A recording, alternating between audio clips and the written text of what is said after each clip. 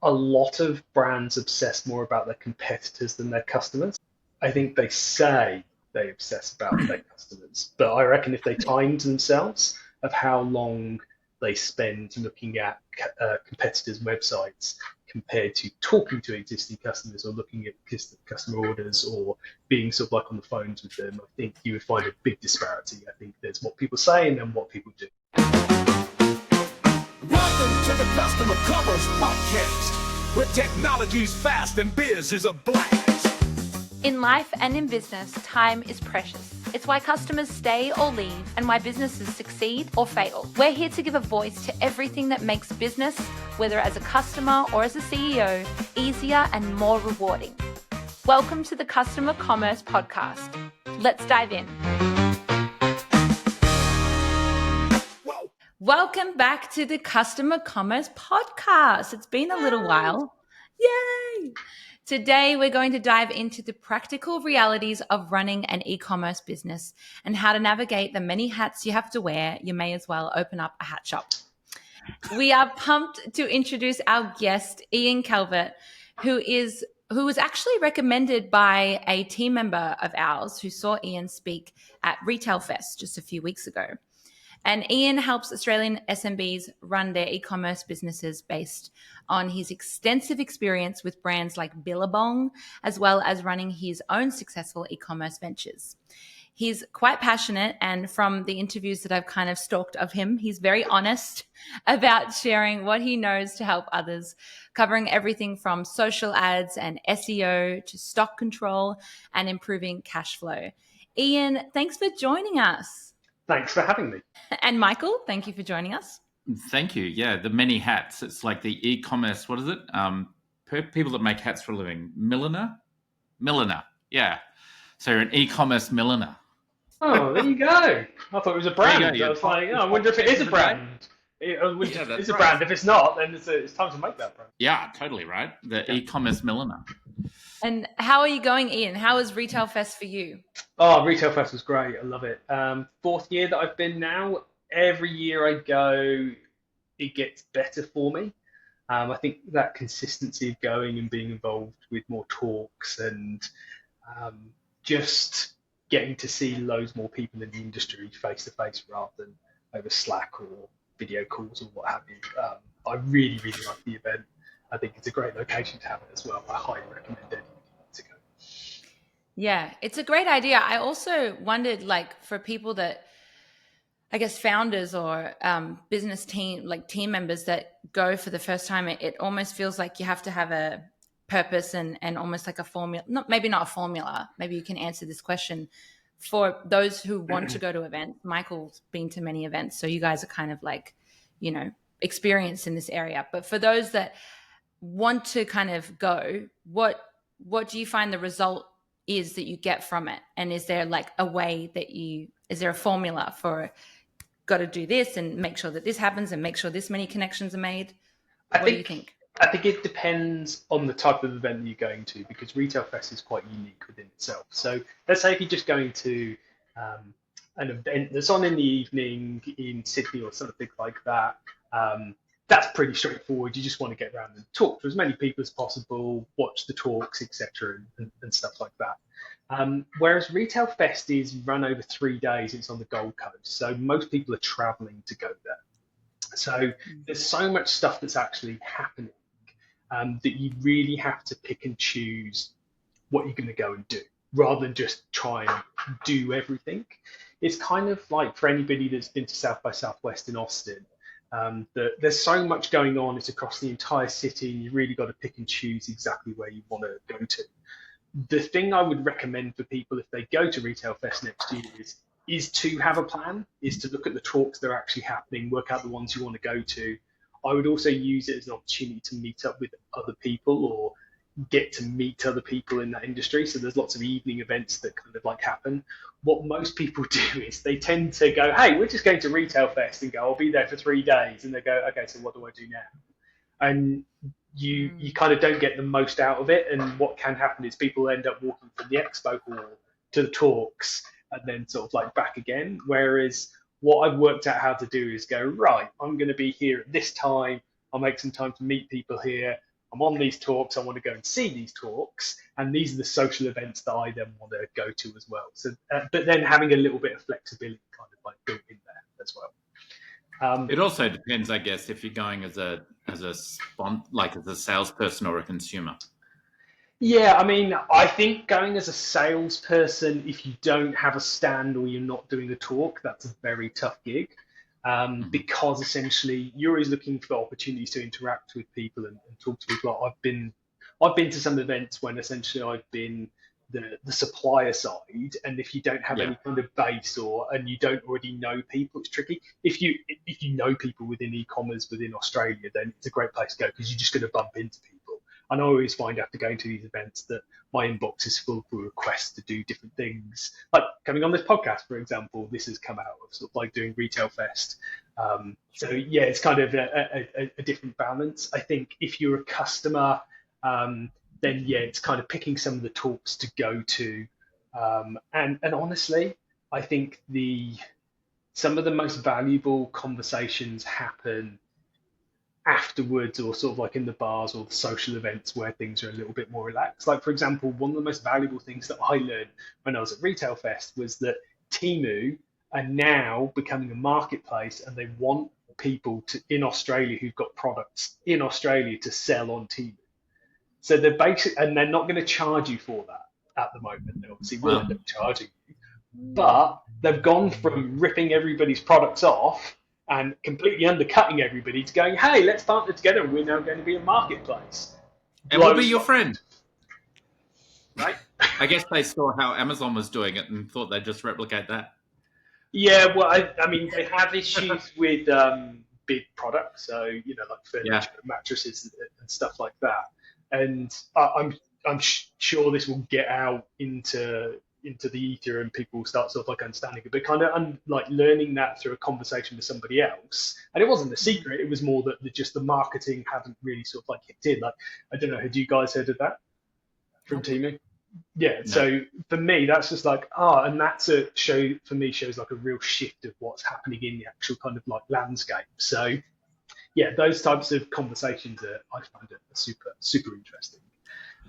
You know, it's interesting with these large markets like Amazon and Temu, and probably Alibaba will do something similar, or AliExpress will, you know, keep going down that path and expanding. And it's always interesting to me how small to medium businesses, which at the end of the day is what powers the entire economy. You know, a huge percentage of the market is small to medium retailers just building stuff, creating stuff, shipping stuff, and selling stuff. Maybe not in that order.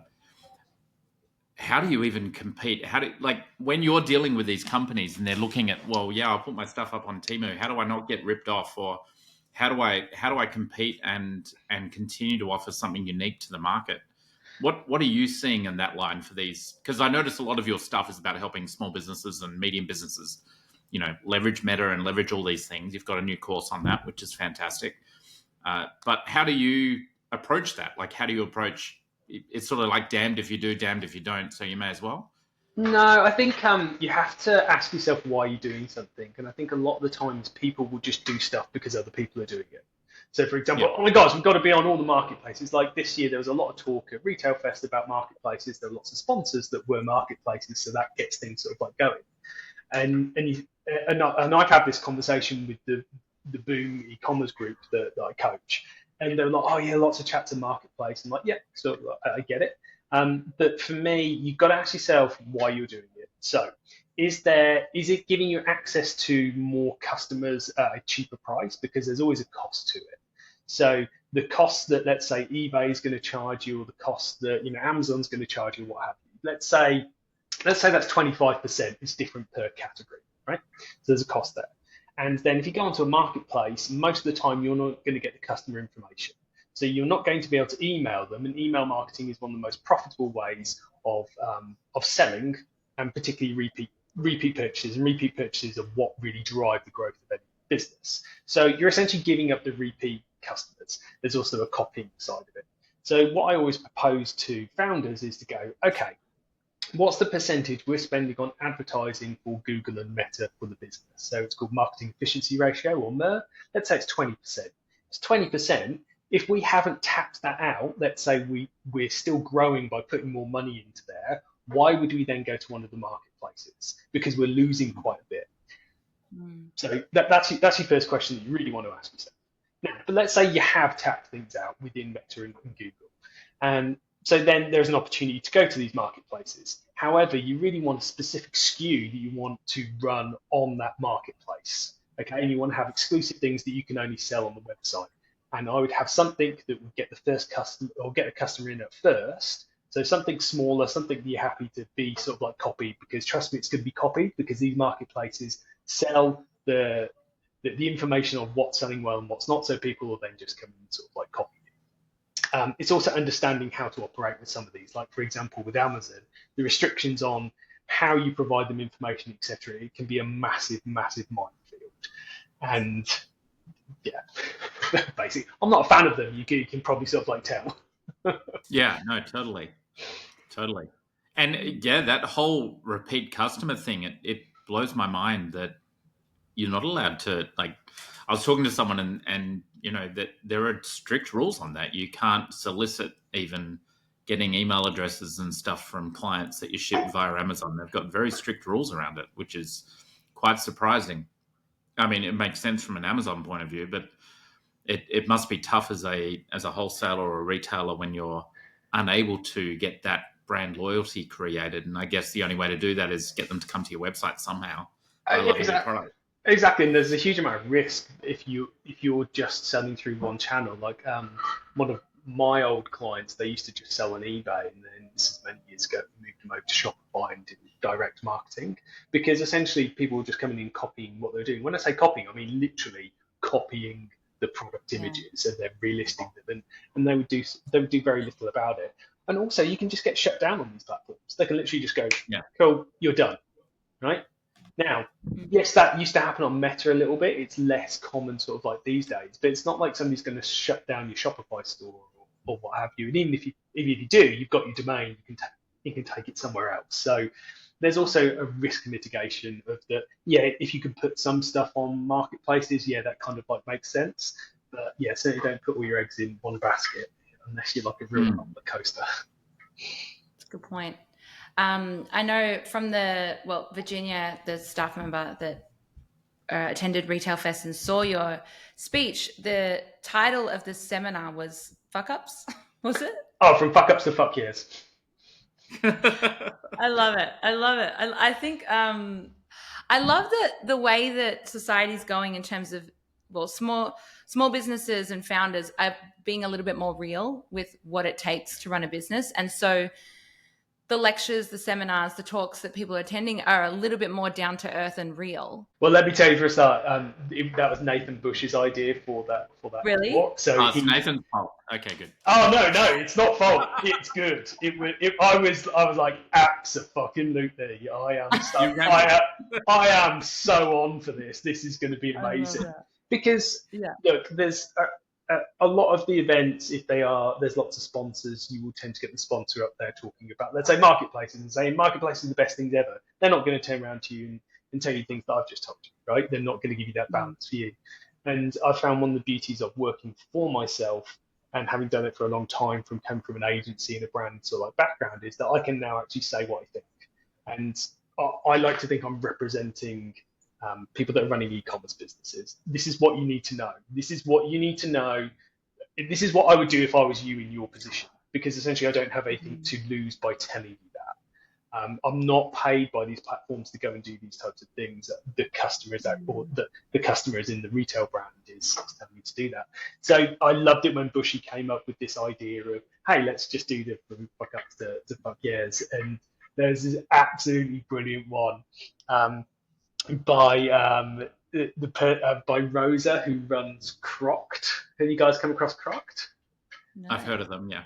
Yeah, so they do all the pottery stuff, and it was a big company, more biggish company, but incredibly popular over COVID for doing crockery at home. Anyway, so good. One of their biggest customers at the time was Google, and so basically Google said, "Hey, we're going to send Croc to every single one of our employees." And they're like, amazing. Wow. So they moved over to the US to help facilitate this. I think they'd always wanted to move to the US. So like anyway, beforehand, a couple of weeks beforehand, they'd done this session with a sex therapist on using Croc. So it was quite sort of like a niche session, should we say, that people signed up for and they knew what they were getting into. Anyway, there was a bit of a mail merge issue, and basically everybody at Google got emailed, "Do you like butt stuff?" Oh my gosh. Oh my gosh. And it was just like, catastrophe sort of like afterwards type thing. But I love that because it's such a popular brand, so well known sort of like through COVID. And Rosie was just so honest and just so open about sort of like the entire thing. It was absolutely brilliant. That's amazing. I was listening to one of the episodes that you did with Nathan, and you were saying that you're someone that's very like, do it, learn while you're doing it. Don't like, not all the time, but I guess the approach of there's only so much that you can learn and study and watch videos on, and instead of that, just put yourself in the shit. And I have this theory. I came up with a friend back in the UK a while ago, is that you can get yourself out of any situation, right? It's what situations you're willing to put yourself in. Snaps for that. Because it's true, right? You think about it. Think about a challenging time that either of you have gone through, or anybody listening to this has sort of like gone through. Is that you probably don't want to deal with it, but when you're forced to deal with it, you do deal with it, and that's when things tend to really happen, basically. And so I think that there's that as like the mental model that kind of like frames all of this. But I also think from the way that I learn, so I'm a very proud dyslexic, so I'm not a great studier. I learn by doing stuff. And I find if you're moving in one direction of doing something, you're picking up other bits and pieces, and then all of a sudden stuff kind of like fits together. You've just got to be willing to make those mistakes. And where I've always done really well, like for example, I used to live in the UK and I got to move to Australia. Instead of overthinking that process, I was literally like, I'm going to apply for 5 jobs in Australia tonight. Get it done. And literally my job application, I was working for Billabong at the time in the UK, was, hi, would you accept an application from a POM with 7 years experience looking to get better at surfing? I spelled experience wrong. Right? Still got the job. It's kind of like a running joke of sort of like bad spelling and all those other bits and pieces. But if I sat and thought about it and went, I'm going to analyse the biggest companies that I could go work for, I would have given myself time to talk myself out of doing it. Yeah, you'd still be in the UK. Exactly, that's it. And this is actually one of the lessons I've learned from founders that I work with, is that like, I wouldn't call myself entrepreneurial, but the people I work with are, and what they just do stuff. Like one of them said, I do more than I think. And it's absolutely true. Causes a nightmare 9 times out of 10, but the one thing that really comes off, they just do incredibly well at. And I think, the more stuff you go and do, the better position you're going to be in. Basically. When you go into action, you're going to go into trouble, so you may as well just go into action anyway. I love that. Completely true, Yeah. Yeah. You get that a lot. Jess, can I just come back to the value of going to events as well? Because I know we covered it a little bit, but I just think it's really important that I just wanted to say, don't try and measure the value of it. Because particularly, say, if you're somebody that's advertising there, or you're a founder sort of like going, hey, I've spent this amount of money, and then what did I exactly get from it? I think it's more you've got to go to a couple and you've got to really value relationships and potentially what those relationships lead to. So I don't measure this is the flight, this is the hotel, and these are all the other sort of like bits and pieces. I just know intrinsically that good things come from those events and from the people that I meet there, basically. I think that's really, really key, because I particularly for me, say, as like an individual, I'm not a big business or anything like that. That's where a lot of my work comes from. But I also know a lot of the founders that go to those events, the other people that they meet there, that is where they get the real value. That's a good point, though, because it's like when you're not overthinking it and you're going there even in another way to deliver, to share, value to someone else or form those friendships.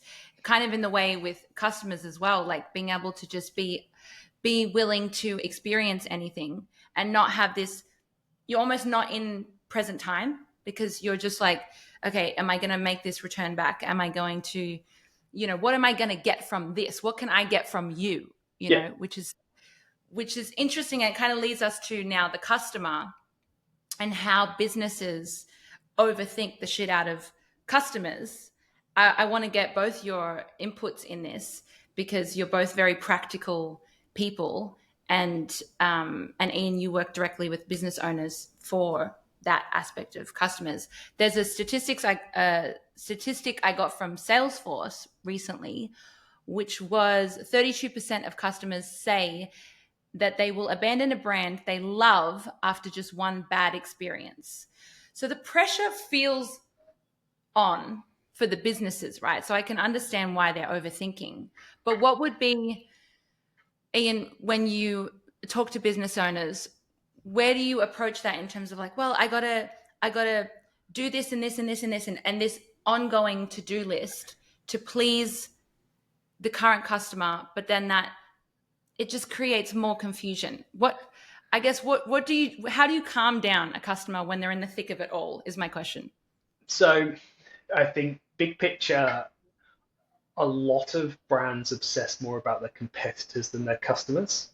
I think they say they obsess about their customers, but I reckon if they timed themselves of how long they spend looking at competitors' websites compared to talking to existing customers or looking at customer orders or being sort of like on the phones with them, I think you would find a big disparity. I think there's what people say and then what people do.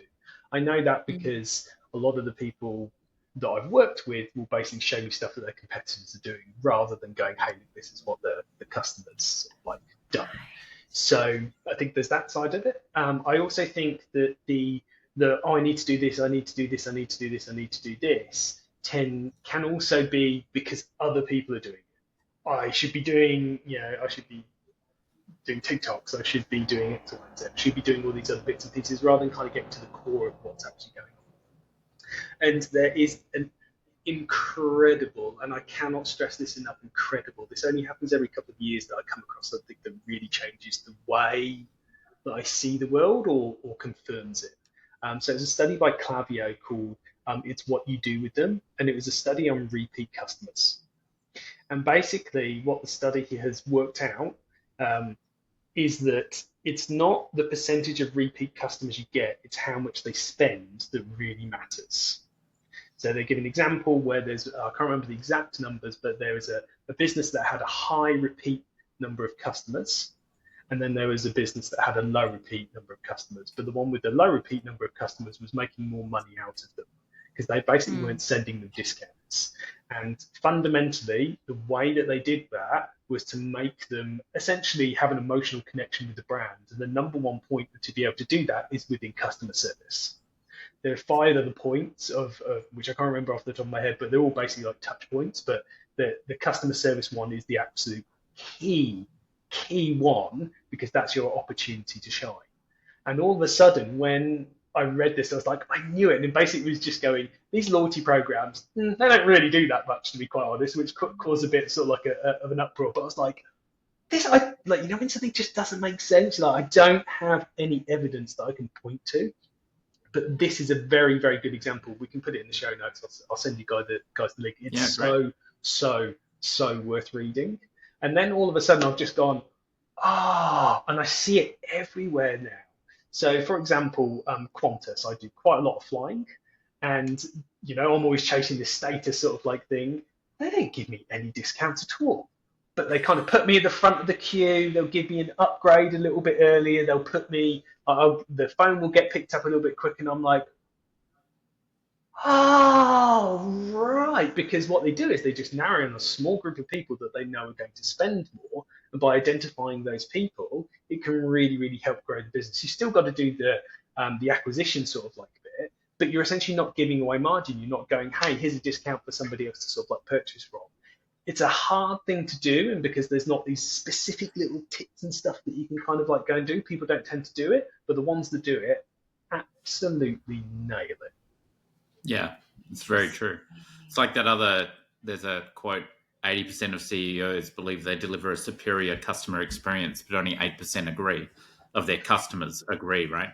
And it's like this massive gap between people thinking that enhanced customer experience is doing what all the other competition are doing instead of what you just said, which is actually focusing on the customer, and what is it that the customer wants out of us? What can we do that makes them feel a bit more special or a bit more cared for or a bit more communicated to?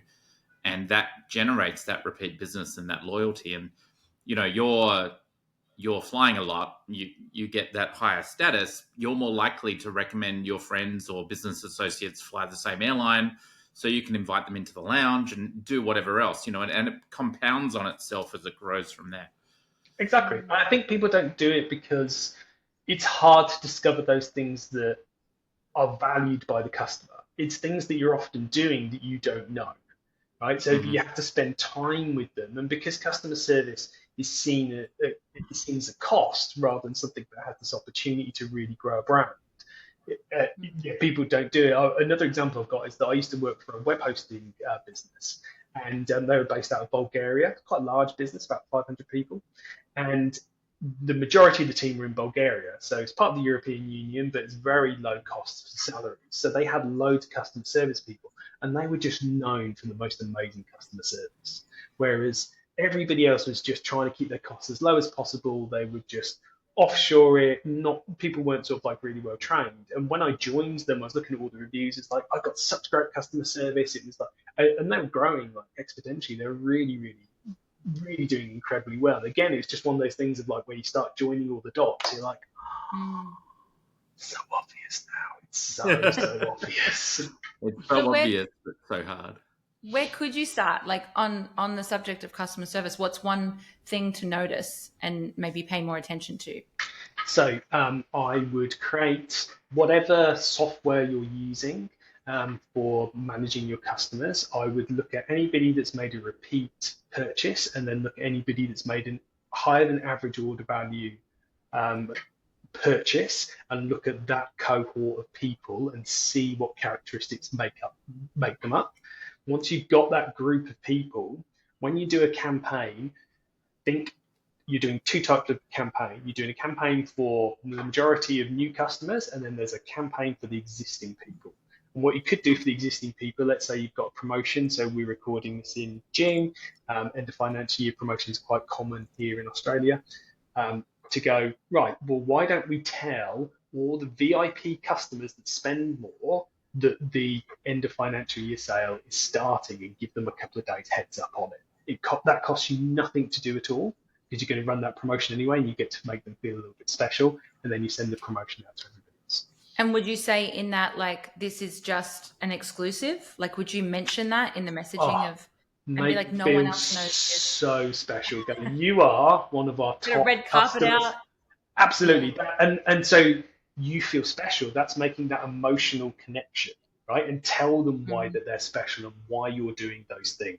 That is the absolute key to it. Costs you nothing. Yeah, because you're going to do that promotion anyway. Just give it to them 2 days early. If you log in, you get the discounted pricing, only available to our VIP customers for the next 4 days. Totally. And there's another really easy win that you can do here. You can set up a Facebook group for your VIP customers, and then you invite them in and tell them that only VIP customers are in here. And then you share new products that are coming up. You ask them to test new products. You ask them for feedback. You essentially make it a status thing to be able to get in there. So to get in there, let's say if you are using a loyalty program or something, you've got to have X amount of points to stay within there, basically. And you send that information out first. Again, it really costs you nothing compared to what you're probably spending on Google and Meta to actually doing that. The other super easy win, depending on the size of business that you are, is that I call it the bat phone. Basically, just set up a new phone number for customer service, like just get like another iPhone or what have you if you're a small business. And the people in the VIP group, they call that and they come directly through to that number, and somebody more senior picks it up.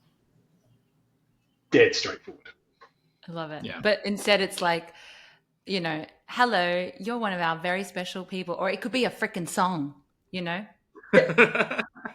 Like, well, even when you call it, it's not. It doesn't have an answering service. It's like, hello, VIP line, and just having that instant communication as opposed to, thank you for calling blah blah company. Your call is important to us, and Exactly. the little things to make you feel so I mean, special. I fly a lot too. I think last year I spent 14 days inside of airplanes, which is a lot. Not traveling inside the plane, and when I call Qantas, someone answers the phone. It's not a dial one for blah or dial two. It's like, hi, how can I help Ooh. you?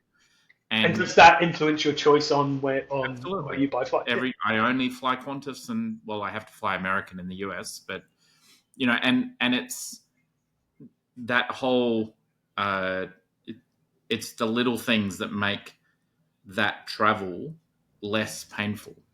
Because travel is painful. Travel takes a long time, and it's all those little aspects of it just makes my journey that little bit more enjoyable, and I get some pleasure out of something that would otherwise just be completely arduous. And it's a powerful thing, and I'll have crazy flight changes, and I'll call them, and they'll just handle it. And 2 hours later, the flight's all handled and everything's under control, and they call me back and say this has been rebooked, and it's not a problem. But they also know that I spend many, many, many, many large numbers of dollars with them each year to keep flying. So yeah, I think it's very important. And this whole customer loyalty aspect is, people do overthink it. They go, well, we need a point system and a rewards platform. No, you don't. Just pull a report of your top 10 customers last year and call them and say, you're now the VIP. And that's it. You don't have to have a whole point scoring system until you're big enough that you actually need it. I actually think the problem is they're not overthinking it, because I think people do loyalty programs because other people do loyalty programs, and the people that make loyalty programs are very good at doing their marketing. So they make everybody think that there are loyalty programs that everybody is using, and it's very rare for anybody to come out and say, "Hey, I don't think this is on. This isn't working," because it must be us and something the way that we're doing. And because essentially a lot of these businesses, there's testimonials, right? So they use a mental model or a fallacy called cherry picking, where you go, hey, we've got 1,000 customers, but these couple have done really well, so we'll show you the results from them. Whereas the thing I love about a proper study, and I really encourage everybody to go download that study from Klaviyo, it's what you do with them. It shows you how many people that they've interviewed. It shows you how many businesses they actually looked at, so that you get into statistical relevance, basically, because it's true. And again, it's just when you know something's not quite right. So they're not actually thinking about it, would be my argument. And if you have, and as much as it's easy to go, hey, you're a top 100 customers or what have you, and call them, that actually does take a little bit of thought, because people often don't talk about it. Absolutely. So if true. you're not, as I just put this post out today, it's like, if you're not talking to your customers, your competition are. So you may as well get in there and start finding out what is it they want from you, and what do they like about you, and what thing do they want to fix. One of my favorite questions to ask my clients is, if we could wave a magic wand at this company and fix something, what would you want us to fix? And that opens up all sorts of little insights. It could be about the product, it could be about the service. I hate the fact that we can only get to you via email on the website, or whatever the problem is, right? But those sorts of questions really open up that you got to talk to the customer. You have to find out what the situation is. That's the title of this podcast, right? It's all about getting that communication in with those clients. Yeah, I mean, that's the power of communication, right? Even just getting them to speak anything. How was your breakfast this morning? Oh, it was great. And it's like, a boss has never, and a CEO has never asked me, that question, just the care factor. Why do you think more people don't do it? I think it's a personal thing. I think there's some people that are willing to communicate, and some people that just overthink and it's a personal ability that they lack in, or they don't believe that they can just communicate. That's what I've noticed. I think from a business owner point of view, I think the biggest reason you don't do a customer survey is you don't want to know the answer, because it's dangerous. As soon as you find out, you now have a responsibility to fix it, right? So you have to be in a situation where either you have to fix it if it's bad enough, or you now have found out something about your company that needs fixing, right? So in a lot of cases, doing surveys creates work. I have not done a survey. I do a lot of customer surveys. I try and talk to at least, a good percentage of all of my customers every year. And the number one thing I get from them is, you're the first CEO of a SaaS company that's called us ever, right? Full stop, in the history of us buying software, which blew me away when I found that out. But, we're calling customers who are using our platform to sell and run their business and do all their e-commerce and point of sale. But every one of those surveys resulted in work for me, right? To whatever degree. And you have to be willing to be able to take that on and understand it. And you have to also be willing for them to be upset. I've done a couple of surveys where the start of the conversation was not comfortable. But by doing the survey, I could then turn that customer and that situation around into a good state. And then now that customer will be our customer for life, right? Because now I've handled it. So you've got to be willing to take the good with the bad, but then take that bad and turn it into a good somehow. And that's, I think, one of the biggest reasons people don't do it. They're just busy and they don't want more work. Well, maybe this will be motivation for anybody listening to this to do a survey. So somebody in the Boom coaching group, they sent a survey out to all their customers, and they're just asking general kind of questions. And they said, hey, if you finish it, we'll give you a discount code. I know we're against discount codes sort of like here, but they saw a massive jump in sales afterwards because they felt involved, and then they're getting a discount as well. So it can actually be a money driving opportunity as well. Interesting. Well, I think that's a great point to end, but I have one juicy question I want to ask you, Ian, before we end off. Thank you again for joining us and taking your time to have this chat. I would love to know, what's a lie that businesses tell themselves to justify why they're not converting? I'm always interested in question without notice. Nice. They think they're in control of that conversion rate. Nice. By example, if we choose the color of the button, or we do some conversion rate optimization study testing, that we can make that go up. Now, you can to some degree, but it's how much you can influence it. The reality is that this is my worldview on conversion rate. Conversion rate is the summary of everything. It's the most important number within a business. If somebody's only going to show me one number, that's the number I want to see, because it's a summary of what's happening in the economy, what's happening in the market, what their competitors are doing, what pricing's doing, what's happening with the website, all of these other sort of like factors that hone sort of like in on it. So yeah, the fact that they can control it, or how much they can control it, is a bit of a lie, and that basically people that focus on conversion rate optimization will tell you. Interesting. So then one more on that. What do you think in that aspect? Like, if I'm like a business owner, I'm like, well, shit, the environment's controlling that aspect. What am I going to do? What's a solution that you would give to someone so that they don't go plummet down and go, well, shit, I don't have any control? As your e-commerce therapist, I would say control what you can control.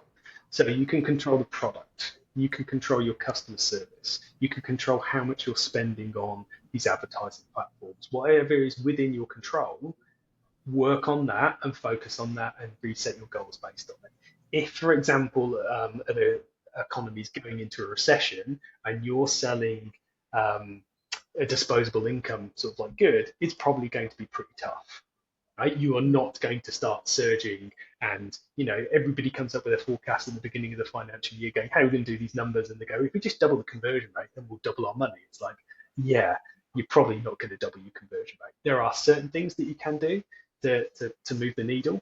Like, for example, going on sale will massively increase your conversion rate. Smash your gross margin, you won't be sort of like as profitable. But yeah, so there's a real kind of like balance between it, basically. Nice. All right. Well, thank you, Ian, again for joining us. Listeners will be back next week with another guest, another episode. We really appreciate the wise words, the honest truth. Yeah, it was great. I love that people lie about being able to control conversion rate, because it's so true. You can't control the inflow. Like, you can't control how much people will buy from you, but you can control how many people know that they could buy from you, and you can control how many times people are going to come and find out about you, and you can control all the things you can control. Don't focus on the things you can't, because that'll just drive you insane. Yeah. Anyway, thanks, Ian. It's been great. My pleasure. Have a great day, guys. Bye. Bye. Bye. Thanks for joining us today. We hope you had an awesome time, leaving you with ideas on how to improve your business and wow customers. If you'd like to leave a real customer's story, head to the link in our show notes and cuss away. Love the show?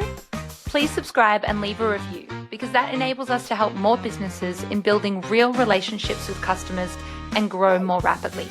See you next time.